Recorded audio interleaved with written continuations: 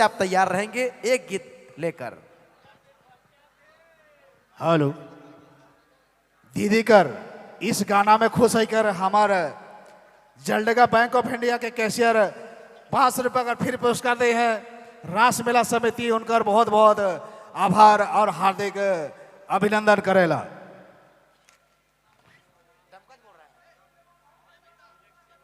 चलो फिर से हमारे एक और प्यारा सा गीत बटे जाब सुहाना देवी जी से फिर से फरमाइश है एक और गीत इनकर है चाहिए हमरे एक और गीत बटे जाती इंजॉय करते रहू आज वाला कार्यक्रम कर मजा लेते रहू इनकर गीत कर साथ।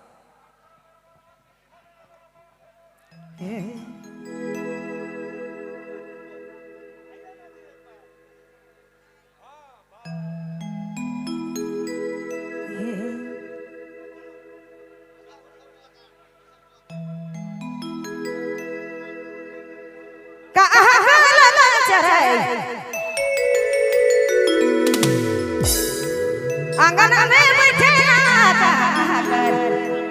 ए हो बाबा का लगा चराई